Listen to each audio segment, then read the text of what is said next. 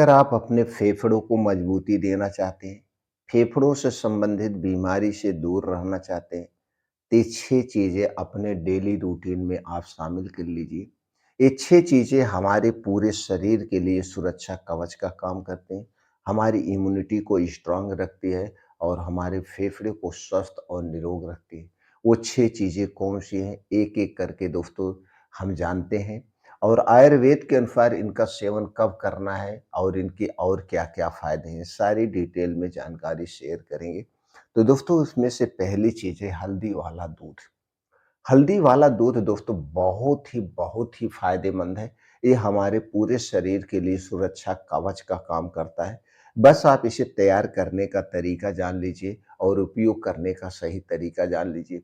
चलिए सबसे पहले हम जानते हैं हल्दी में पाए जाने वाले कुछ महत्वपूर्ण एंटीऑक्सीडेंट के बारे में। दोस्तों हल्दी एक प्रकार की एंटीबायोटिक है। इसमें एंटी इंफ्लेमेटरी गुण, एंटी डायबिटिक गुण, एंटी माइक्रोबियल गुण, एंटी इंफ्लेमेटरी के अलावा एंटी फंगल भी गुण पाया जाता है। इसके साथ-साथ दोस्तों इसमें एक ऐसा तत्व पाया जाता है जो किसी और चीज़ में नहीं पाया जाता। किसी भी फल, फूल, सब्ज़ी में किसी में नहीं पाया जाता। वो है केरकुमिन। केरकुमिन एक ऐसा तत्व है जो कैंसर जैसी बीमारी को ठीक करने में मदद करता है। कैंसर जैसी बीमारी से हमारे शरीर की सुरक्षा करता है और हमारी इम्यूनिटी को स्ट्रांग बनाता है। यह एक अलग ही पहचान है और यह हल्दी में पाया जाता है। तो दोस्तों ये हो गए हल्दी के फायदे। दूध तो दोस्तों आप जानते हैं दूध एक सुपर फूड है और दूध में जो देसी गाय का दूध होता है वो और ही सुपर फूड है। वो हमारे पूरे शरीर के लिए अमृत का काम करता है। वैसे आप यूट्यूब पे देखते होंगे बहुत सारे लोग बताते हैं दूध हमें नहीं लेना चाहिए। अब दोस्तों दूध जो एनिमल का दूध होता है हम बरसों से खाते चले आ रहे हैं। अब क्या कौन क्या कहता है उससे मतलब नहीं है लेकिन ये दूध को दोस्तों हम बरसों से खाते चले आ रहे हैं और गाय का दूध, गाय का घी सबसे फ़ायदेमंद माना जाता है। बाकी निष्कर्ष आपके ऊपर है। तो दोस्तों आपको गाय का शुद्ध देसी दूध चाहिए। गाय का जो देसी दूध होता है वो दोस्तों आप देखेंगे हल्का पीलापन होता है, बाकी दूध एकदम सफ़ेद होता है। अब जो गाय के दूध में वो अलग से पीलापन पाया जाता है, वही उसकी अलग पहचान है। वही दोस्तों वह अलग से ही एक अलग ही तत्व पाया जाता है।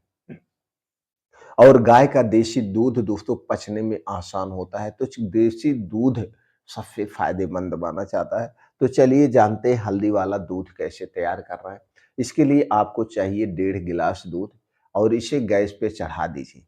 अब इसी में दोस्तों आपको डालना है हल्दी आधा चम्मच। आधा चम्मच का मतलब 2 ग्राम से 2.5 ग्राम।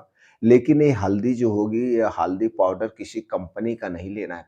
जो कंपनियों का हल्दी पाउडर मिलता है उसमें आर्टिफिशियल कलर मिला होता है, वो हमारे स्वास्थ्य के लिए हानिकारक है। तो आप साबुत हल्दी लाइए, इसे धुल लीजिए क्योंकि ऊपर से कलर किया की रहती है हल्दी। धुलने के बाद इसे सुखवा लीजिए और जा कर के चक्की पे पिसा करके यही हल्दी हमें लेना है। तो इसी में से आधा चम्मच डाल के उस दूध को बढ़िया से उबालिए। दूध जब बढ़िया से उबल जाए, यानी कि 1.5 गिलास दूध जब 1 गिलास बन जाए तो हल्दी पक जाएगी।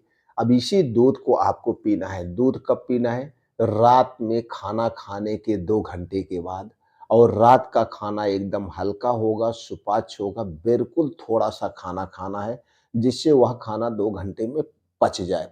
उसके बाद यही हल्दी वाला दूध पीना है। अब दूध पीने के 2 घंटे के बाद सोना तुरंत नहीं सोना है, तो आप देखेंगे खूब अच्छी-सी नींद आएगी।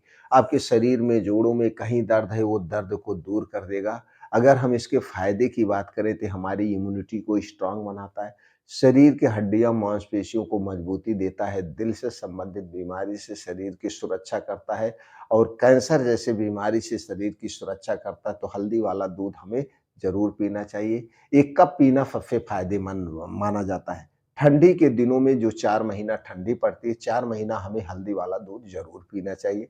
इसके बाद दोस्तों कभी आप सौंफ वाला भी दूध ले सकते हैं, दालचीनी वाला भी दूध ले सकते हैं। तो ठंडी के दिनों में 4 महीने हमें हल्दी वाला दूध ज़रूर पीना चाहिए।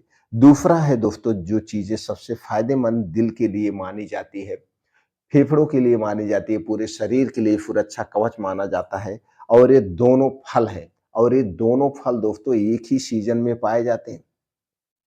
और ये दोनों फल एक ही सीज़न में पाए जाते हैं, वो है दोस्तों सेब और आँवला। सेब और आँवला जुलाई-अगस्त से आना शुरू हो जाता है और हमें दोस्तों जनवरी-फरवरी तक के दोनों फल मिलते हैं। तो इन दोनों फलों का सेवन हमें ज़रूर करना चाहिए। दोनों फलों का सेवन हमें सीज़न में ही करना चाहिए और फल जब भी खाएँ दोस्तों सीज़न वाइज़ ही खाना चाहिए। तो चलिए पहले सेब को जानते हैं। दोस्तों सेब को सुबह खाली पेट खाना चाहिए और सेब एक ऐसा फल है जिसे खाली पेट खाया जाता है। बाकी दोस्तों आयुर्वेद के अनुसार या हमारे अपने हिसाब से खाली पेट नहीं लिया जाता है। तो दोस्तों सेब को कितना लेना है? एक बड़ा सेब जिसका वज़न 250 ग्राम से 300 ग्राम है। इसे रोज सुबह खाली पेट जब आप योगा प्राणायाम मेडिटेशन करके आएँगे तो खा लीजिए। बस इतना ध्यान देना है सेब खाने से पहले और सेब खाने के 2 ढाई घंटे बाद तक जब तक आपको खूब अच्छी सी भूख ना लग जाए, तब तक कुछ भी नहीं खाना-पीना है। ये है असली तरीका। तो इससे आपका दिल जो है हमेशा स्वस्थ निरोग रहेगा, पूरे शरीर के लिए सुरक्षा कवच कहा गया है।